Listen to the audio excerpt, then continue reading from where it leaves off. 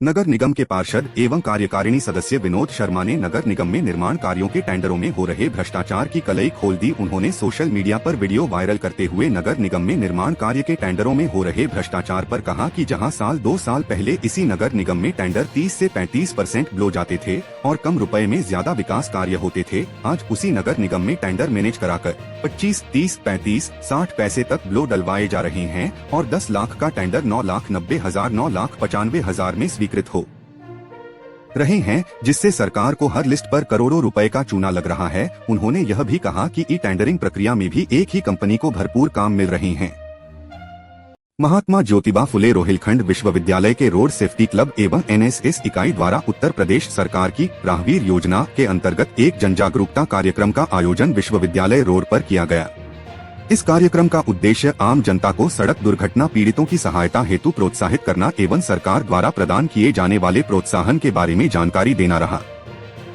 कार्यक्रम के दौरान बताया गया कि राहगीर योजना के अंतर्गत सड़क दुर्घटना में घायल व्यक्ति को समय पर अस्पताल पहुंचाने या उसकी सहायता करने वाले नागरिक को 25,000 रुपए की प्रोत्साहन राशि प्रदान की जाती है। मेरठ जनपद के सरधना थाना क्षेत्र अंतर्गत कपसाड़ गांव में दलित महिला की निर्मम हत्या और उसकी नाबालिग बेटी के अपहरण की जघन्य घटना के बाद पूरे क्षेत्र में तनाव की स्थिति बनी हुई है। हालात की गंभीरता को देखते हुए पुलिस प्रशासन ने गांव को पूरी तरह सील कर दिया है। गांव के सभी प्रवेश और निकास मार्गों पर कड़े सुरक्षा इंतजाम किए गए हैं। PAC और स्थानीय पुलिस की भारी टुकड़ियां तैनात हैं तथा किसी भी बाहरी व्यक्ति के प्रवेश पर रोक लगा दी गई है।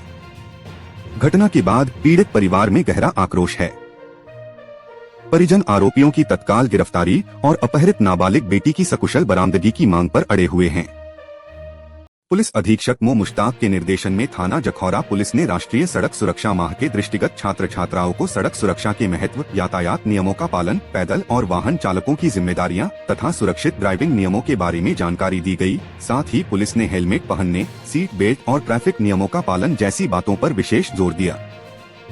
इस पहल का उद्देश्य है कि सड़क दुर्घटनाओं में होने वाली हानियों और मृत्यु दर को कम करना तथा युवा पीढ़ी में सुरक्षित यातायात और जिम्मेदार ड्राइविंग की जागरूकता बढ़ाना है।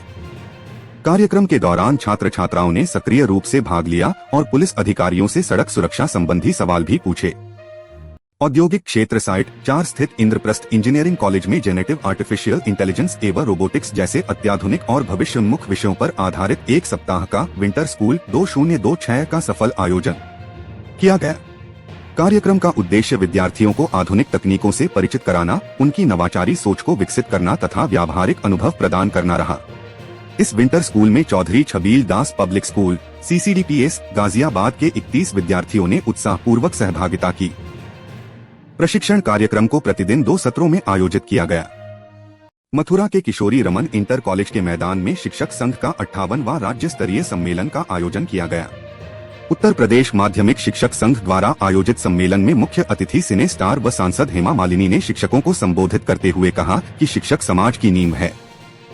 शिक्षक की राष्ट्र के निर्माता होते हैं, भविष्य में आने वाली पीढ़ी को संस्कार देते हैं। शिक्षक संघ की मांगे निजी नहीं बल्कि न्याय संगत हैं। सांसद ने कहा कि इन मांगों को सरकार के सामने रखा जाएगा।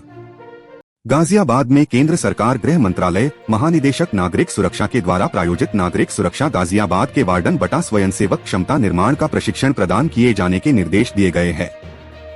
दिनांक 5 जनवरी 2026 से 11 जनवरी 2026 तक प्रशिक्षण के चतुर्थ सत्र का आयोजन रामलीला मैदान कविनगर स्थित जानकी सभागार में किया जा रहा है। प्रशिक्षण में सर्वप्रथम गुलाम नबी सहायक उप नियंत्रक व 0/0 के द्वारा बचाव सेवा की सामान्य जानकारी प्रदान की गई। उत्तर प्रदेश सरकार द्वारा निःशुल्क एवं अनिवार्य बाल शिक्षा अधिकार अधिनियम RTE के अंतर्गत आर्थिक रूप से कमजोर एवं वंचित वर्ग के बच्चों को निजी विद्यालयों में निर्धारित 25% सीटों पर दाखिले हेतु नए दिशा निर्देश जारी किए गए हैं। इंडियन पेरेंट्स एसोसिएशन की राष्ट्रीय अध्यक्ष श्रीमती सीमा त्यागी ने जानकारी देते हुए बताया कि कक्षा 1 एवं पूर्व प्राथमिक कक्षाओं में RTE के अंतर्गत दाखिले के लिए अब बच्चे का नहीं बल्कि माता या पिता, अभिभावक का आधार नंबर देना अनिवार्य होगा। विश्व हिंदू परिषद और बजरंग दल के लोगों ने सोशल मीडिया प्लेटफॉर्म पर प्रधानमंत्री व शंकराचार्य के ऊपर अभद्र टिप्पणी को लेकर रामगंज थाना प्रभारी निरीक्षक को एक ज्ञापन सौंपते हुए उचित कार्रवाई की मांग की है। शुक्रवार को विश्व हिंदू परिषद और बजरंग दल के लोगों ने प्रधानमंत्री व सनातन धर्म के शंकराचार्य पर अभद्र टिप्पणी को लेकर आम जनमानस में भारी आक्रोश है। लोगों का कहना है कि धार्मिक सौहार्द व प्रशासनिक व्यवस्था बिगड़ने की आशंका है। रक्षा मंत्री राजनाथ सिंह ने की शुभारंभ, सीएम योगी की सराहना में कहा, राजनीति ही नहीं अर्थशास्त्र में भी माहिर हैं योगी। लखनऊ 9 जनवरी 2026 उत्तर प्रदेश की राजधानी लखनऊ में आज हरित मोबिलिटी और औद्योगिक विकास के नए युग की शुरुआत हुई, जब केंद्रीय रक्षा मंत्री राजनाथ सिंह ने हिंदुजा ग्रुप की कंपनी अशोक लेलैंड की अत्याधुनिक electric vehicle (EV) manufacturing plant का विधिवत उद्घाटन किया। इस भव्य समारोह में केंद्रीय भारी उद्योग एवं इस्पात मंत्री श्री एच.डी. कुमारस्वामी उपस्थित रहे, जबकि मुख्यमंत्री योगी आदित्यनाथ ने कार्यक्रम की गरिमा बढ़ाई।